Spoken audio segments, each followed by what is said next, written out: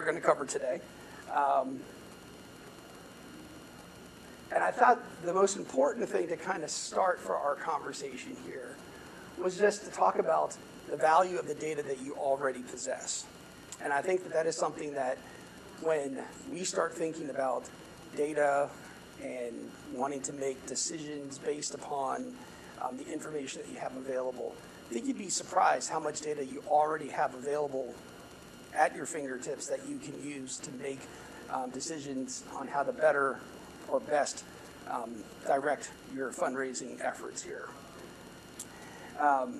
Simple information such as the giving history of your donors, their gift date or the gift dates from their previous giving, the amount that they're giving or the amounts for those that are repeat donors. Something as simple as a donor ID. You know, most gifts that come in, if you're tracking them through some sort of CRM software, there'd be a donor ID associated with that record that allows you to pull everything that's associated with that donor.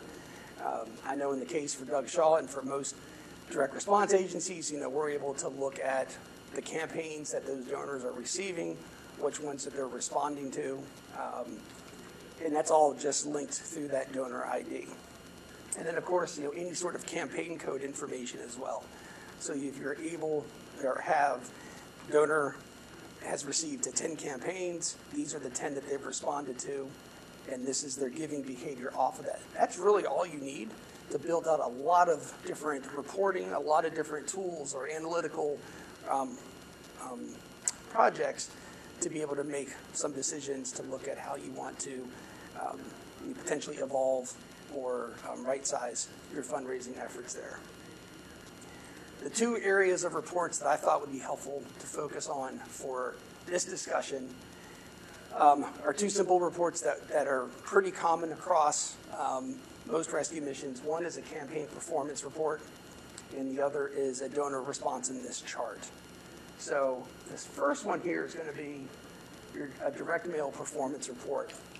And what I look at here, again, just using the information that we discussed, donor ID, campaign ID, giving history, anything like that, is that we're able to look at donor responsiveness for the past 3 years for this campaign. In this case, it was a year-end project, and these are results through mid-March of last year. And in looking at the previous 3 fiscal years, or the previous 2 fiscal years, as well as this past fiscal year, you're able to determine a lot. One, you can see your projections have adjusted based upon the size of your file. And in this case, you're seeing some attrition in the number of records that were selected for mailing from 13,800 in FY22 to 10,000, or just over 10,000 in FY23. And then a little bit of a rebound this last fiscal year up to 11,800. So even just looking at something as the quantity mailed, the number of records that you've selected, that can indicate to you something that is occurring in your donor file.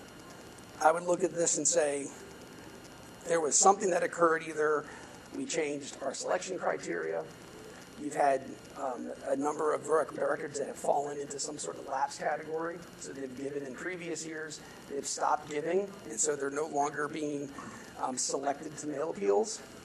There could have been a change in the selection criteria where you decided that you're going to drop lower dollar donors and you're going to focus on higher gifts. So if you had donors that were, their average gift fell between 10 to 15, and from an economic decision, you decide to drop those records and just go 15 and above, that could play a role. So it prompts questions. It prompts ways to be able to look at something as far as what's going on in this vertical of a campaign. Same for response. The response rate is the number of responses that you receive to that campaign. This is where that campaign code really comes in handy, because it allows you to see, okay, we mailed 13,000 of these packages in FY22. We had just over 1,000 responses. We mailed 10,000 of these packages in FY23, and we had 979 this past year, so on and so forth there. So this allows you to see what the responsiveness is looking like. It's a good way to see trends as far as how the campaign is performing. In my role as a consultant, one of the things that I spend a lot of time looking at is looking for trends in response. I'm really wanting to see if there's any wild swings, if you saw a huge uptick for something, or if you saw a significant downturn in an area. It's one of the first indicators to me that there's something that is needing to be addressed in either at a campaign level or at your donor level. Looking at this case here, you can see that the number of responses has remained somewhat consistent with the number of records mailed. You would look at ranges, and I think the next slide where we look at donor responsiveness is really a good indicator to see how these donors are responding.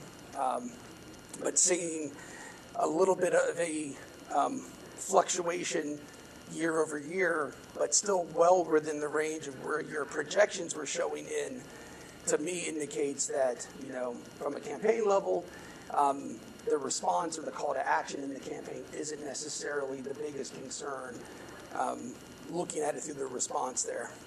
Kind of the same approach for the average gift.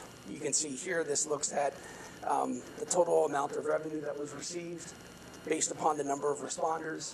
And you're able to say, okay, on average, the donors were giving at this amount here.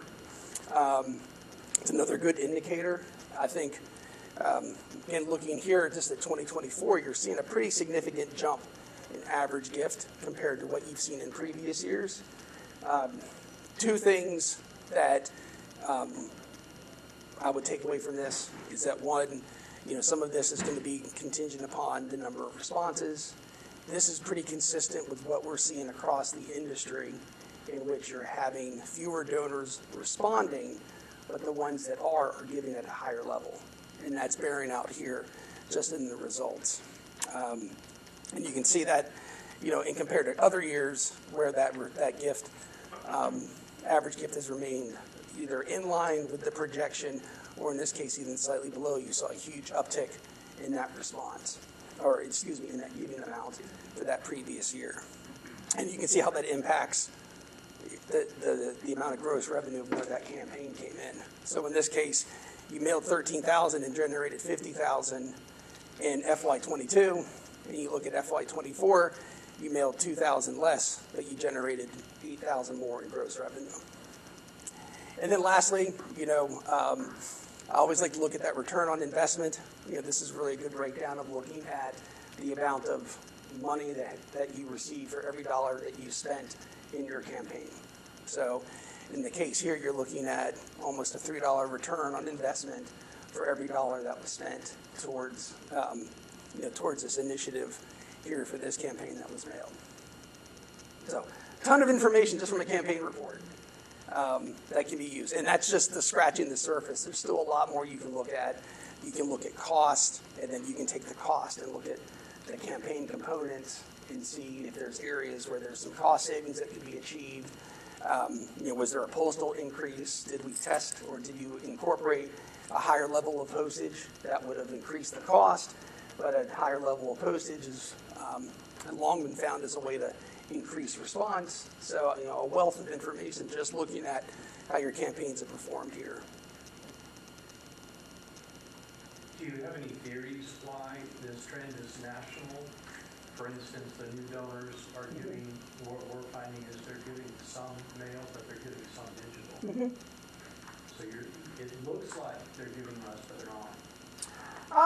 That's a very good point.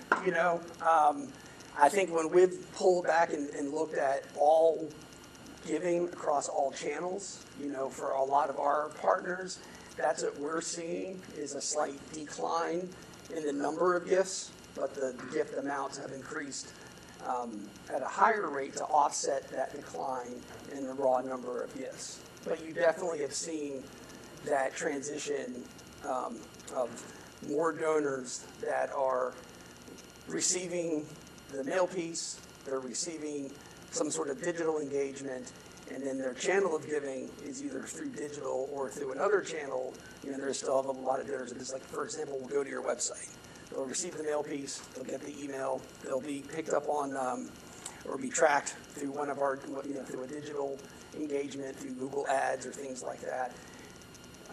that will inspire or drive them to your website. They'll learn more, and then they still click on the Give Now button and use that channel of entryway there. So. But otherwise, there's no explanation for what's happening.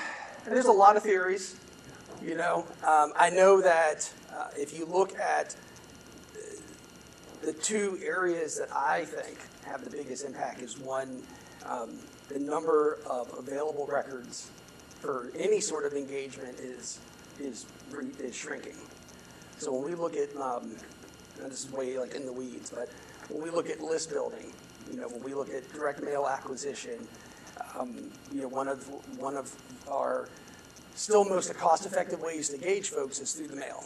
And so you would work with list builders or mail partners to help identify prospects that meet criteria that would be worthy of sending them a campaign to through the mail. And that number of available households, you're seeing a pretty consistent decline every year. Those are from individuals that are opting out of receiving messages, or they're no longer mail responsive at all, so they're not going to pop up on any sort of list building. There's a lot more challenges in maintaining the hygiene of those lists. You know, the folks are so much more transient now, and so you know that the available universe starts off at a smaller point, and so that plays a role. You're having to go deeper into certain lists. You're having to make more, you know, take more chances, I guess, if you're trying to maintain a particular volume and not mailing as many, you know, prime candidates that you would have 5-10 years ago. The other thing is that I see a lot of, and this happens when it's specific to list building, is just the cross-pollination. It's once an individual has engaged with one organization, you're pretty much in the universe and you're going to be engaged by every organization. And so that makes it a challenge as well, because individuals become much more selective the more engagements that they receive. So they may give 3 gifts the first year to 3 different organizations, and what you'll find is the next year they're giving 2 larger gifts to 2 organizations, and then in 3 years they're giving 1 gift to 1 organization. And so those are, like, from a mail perspective, you know, I think those are the 2 biggest impacts that play a role in something like this. In this scenario, I can tell you, you know, I was dropping lower dollar donors. You know, this was a non-holiday campaign, or this was year-end, excuse me, this was a year-end campaign, so they had already been engaged for Thanksgiving for 2 touch points, another one at Christmas. I know that they were involved, you know, the majority of this audience was also a part of our digital engagement. And so in looking at a year-end campaign where I'm looking to be as cost-effective, knowing that this is really, you know, one of those last chances to engage folks and not wanting to go too deep, since I still want to keep an engagement stream post-holiday, you know, I dropped folks that were like $10 and below. So there's a lot of information, but that's kind of, you know, a number of things that can be going on in your file. That's a great question. Thank you. I know for us, it just seems like it's a natural progression of people going towards digital, getting into the digital realm, becoming recurring donors, and then they want to drop off on the other communications, right? Because of fatigue, right? You know, so many different components. Digital is just easier, and if they signed up and they're recurring, they're in it. You know, it's like, I know we're noticing that. The good thing is that the recurring is going up. Yes. So, yeah. Well, and that is my end game for every organization that I've been fortunate enough to work with. You know, my goal is always to get that get that donor into some level of recurring giving, because that's when you really maximize their engagement with the organization at the lowest investment cost. And just human nature, it's like a subscription service. You know, once they're kind of in that routine, it's difficult, like it's an effort to be able to say, oh, I don't want to do this anymore. Plus I think it just opens up so many other opportunities to engage those individuals, to learn more about the organization, become more involved, more than just making monthly contributions, but also, being able to provide emotional support or, be your voice in the community when you're not there to represent yourself. Good. Well, move back over here. I should have one of those little clicker things. This is another view of kind of that same report. This is donor responsiveness. So again, this is looking at the response by, and these numbers are inflated because I wanted to make the chart big enough for everyone to see. But what you can look at here is the number of donors based upon their designation, how they've given to a campaign over a period of time. So in this case, what I looked at here was going back to FY20, the number of new donors. And a new donor we define as an individual who's given their first gift within your fiscal year. And you can see this is their behavior for the last 3 years in response to that campaign. Your second year donors, these are donors that gave a gift in their first year, gave a gift in their subsequent year. You can kind of see how their engagement has been. And then multi-year, these are folks that have given 3 or more years. And these are, this is really where your bread and butter is when it comes to your response program.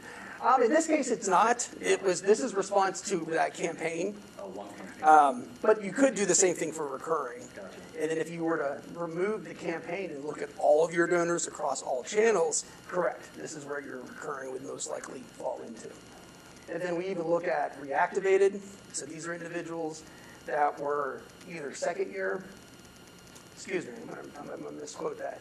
These are individuals that gave a gift in their first year, did not give second year, but they gave that third year. So they weren't second year, they aren't multi-year, they haven't given 3 years, but they've given one gift, skipped a year, gave another gift. We track them. And then we even look at second year reactivated. So they gave, stopped giving, gave again. So just a way to look at how those donors are behaving.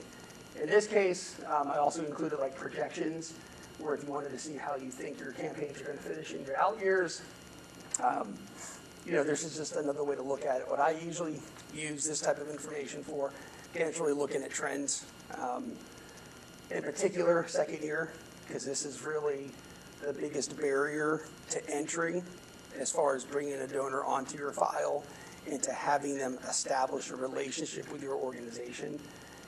Most likely if you gave a gift your first year, it was during the holidays, they were, received either a solicitation piece or an email or some other sort of a digital engagement, gave that gift, but it could have been more like transactional or more just in the moment.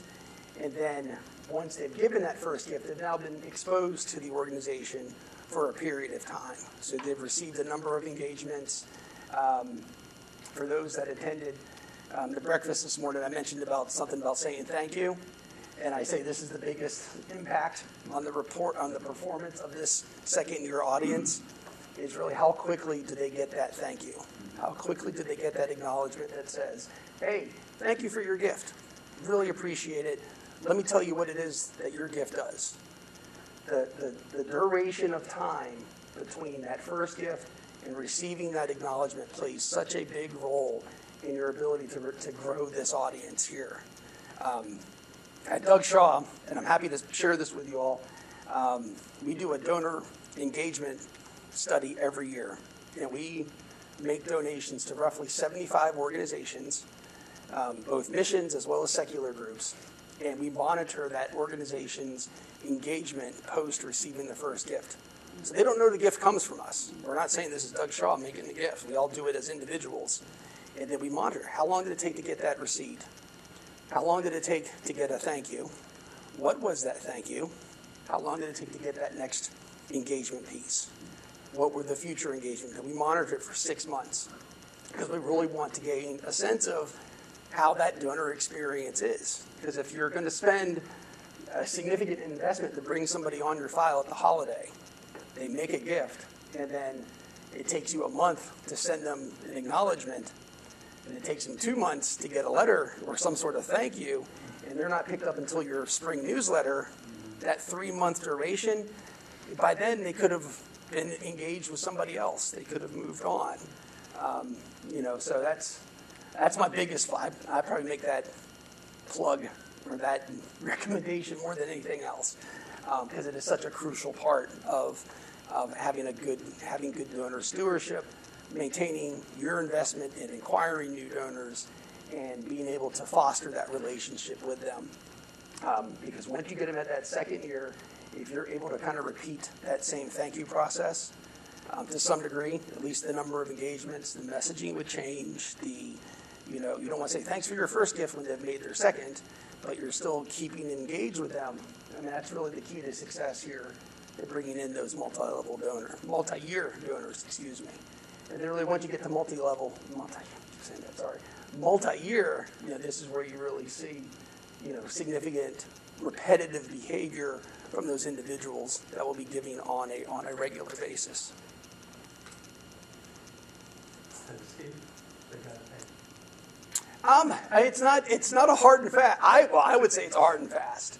I think a thank you should be mandatory. I know that can put pressure on staff. All right, come on. I think that just from years of I'll confess, my startup, Yeah. one staff of one, they didn't get a thank you for 7 years. Yeah. There was no bandwidth, I was just so grateful to get to give. Yeah. And then people like yourselves would come along and say, hey, you're supposed to say thank you. So they went for years, and then, Yeah. but you're right, you get a different response when you start thanking people. So, and I ran across a mission where I think he was using his grandmother or something. So, okay, it's not ChatGPT, but Right. if you have grandma sitting down writing up stickies, at least Yeah. something went back. I know that there was. I completely understand that, and that is the reality. That's all. It's easy for me to say, oh, you should thank you every time, but yes, it is. It is definitely, another item on your to-do list that is forever growing. I know that I have seen some smaller organizations that will forego the traditional handwriting or the even like producing some sort of thank you and just use like Friday afternoon to make calls. Or use one afternoon a week to say, I'm going to call 10 people. And even if you're just leaving voicemails, or even if your number is just popping up on their missed call, they're at least receiving some sort of engagement there. And, it's still an item on that to-do list, but it does make it a little bit easier where I can say, well, I've got 10 minutes while I'm eating lunch here to make a few calls really quick. There's also organizations out there, like, we use an organization called Nimble. Yes. And Yep. they'll make phone calls, and Yeah. they'll just thank Yep. the donor, and it's not an ask at all, and it's literally about something. Right. Take it to that level, try to develop relational connection, and we see it works pretty well with that conversion. Yeah, absolutely. Yeah, there's a few, but yes, Nimble does it really good. They have a name for it. I'm drawing a blank, but it's a really powerful. If you are able to integrate that type of engagement, that does go a long way.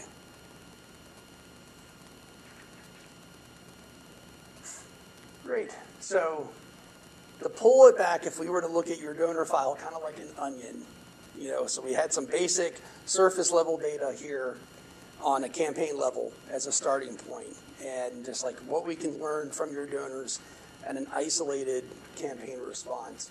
Now we're going to pull that layer back, go a little bit deeper here, and start looking at some of the indicators that allow you to gain some insights into the health of your donor file.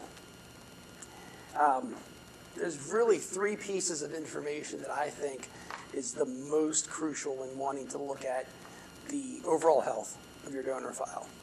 Number of active donors, the number of multi-year donors, and their average gift. Really, with those 3 pieces of information, you can really learn a lot about how your donors are behaving at a more macro level. So it's not necessarily campaign specific. It's not channel specific. It's really starting to look at, okay, if you really just look at their behavior across every interaction they can possibly have with your organization, this is some information that will really allow you to start identifying some trends, start seeing some things that will allow you to start making some, maybe asking a more in-depth question and maybe thinking to yourself, well, what are some of those impacts that we can introduce to this group that will impact one of these three metrics here? Two questions that I would start with. I always start with, when I'm doing any sort of audit, the donor file, is it shrinking or growing? Are you seeing more? And I don't mean necessarily at a macro level like we saw for the campaign, where you're saying, okay, you mailed 2,000 less, so there's some attrition on the file, but there's also some strategic manipulating of numbers. But just overall, is the number of donors, active donors, are you seeing more active donors, or are you seeing less? Conversely, their average gift. Are you seeing that average gift growing, or are you seeing it decreasing, or are you seeing it somewhat stagnant? Those are the two first things I usually look for when taking donor file information, see what I can learn to answer these two questions here. Because it allows me to start looking at some initial thoughts, or developing some initial thoughts that we can look at to beginning to introduce some engagements to that audience to increase one or both of these numbers. What if your community is not growing, and it has nothing to do with your job and how well you're doing your job? Right. You just don't have the people. Like during COVID, we saw mass evacuations from certain areas, and then I think they all came to Florida because my numbers skyrocketed. Right. So I think you have to factor in some of that too to see if it's growing or decreasing. Yeah, absolutely. And there's always a number of factors, and I think it's important that, in respect to donor file size, having a donor file size that is in some level of shrinking isn't necessarily bad. Like in a macro world, you always want to have more donors. You always want to have more individuals that are giving. But the reality is, similar to like the list building world, there are folks who are much more transient. You have much more demand in a number of different categories and from a number of different influences on individuals. There's a number of examples that we could offer that could impact that there. So sometimes there is that reality of like, okay, this file may not be in a growth mode. I may not be in a community right now that's necessarily going to support growth. It doesn't mean that I can't introduce some sort of engagement that will hedge what that shrinkage is looking like. If you're seeing 5%, what can I do to lower that to 2%? I know I'm going to lose some because that's just my reality. But is there something that I can do in my responses, in my engagements here, that will prevent that from occurring as much as possible? And then for the folks that are on the file, what can I do to engage them to give at a slightly higher level? Again, to achieve that, well, maybe my raw number of gifts has declined, but it's being more than offset by the amount of giving from those that are remaining active on the file. Did that kind of help answer your question? Okay, great.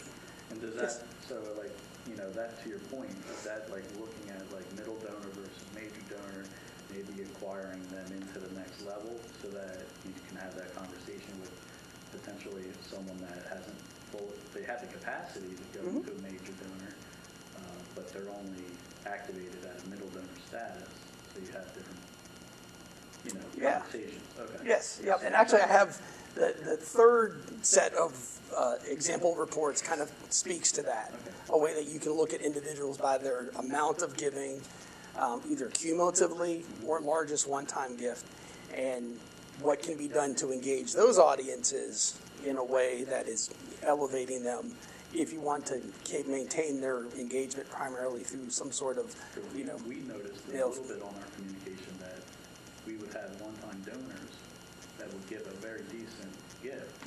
But if we can gauge them to be that recurring donor that we're looking for, lower their monthly responsibility to us, it's almost like a better transition to Right. carry through. Yeah, that's interesting. Okay. Yeah, yep.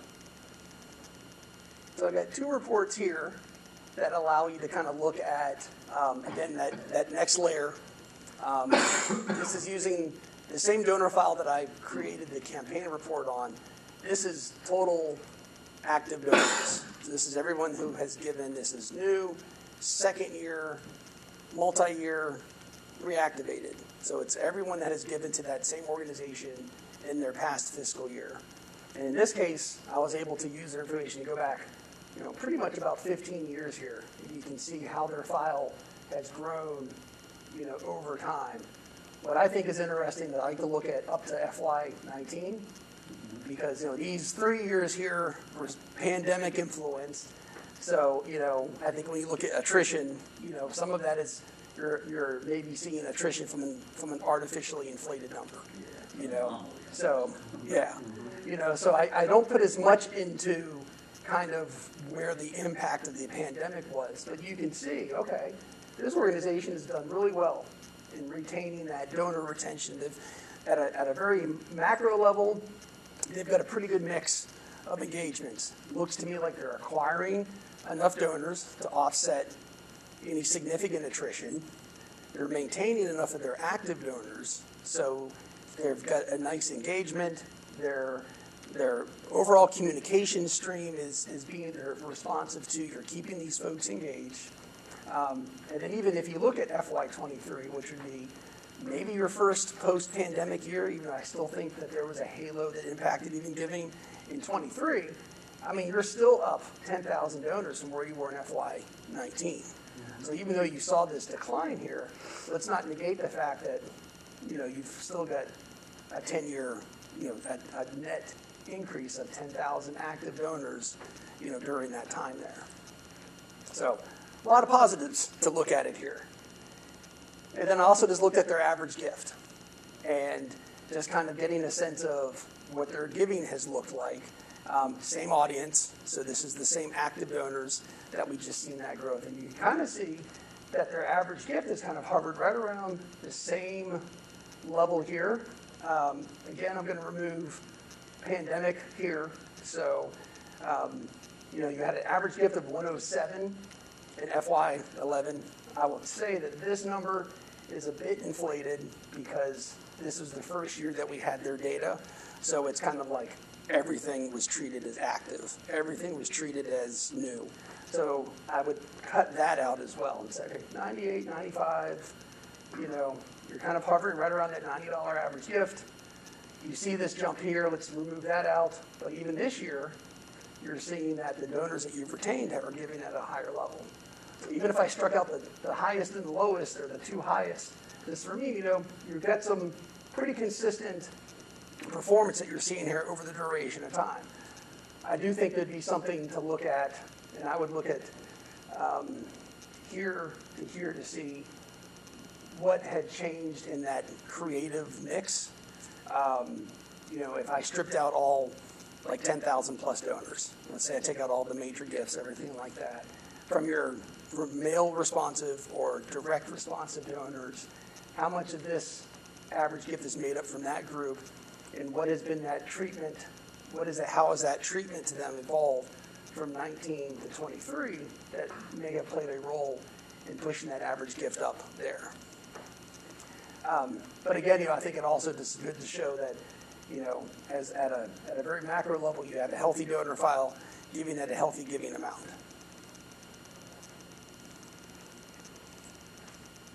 Any questions?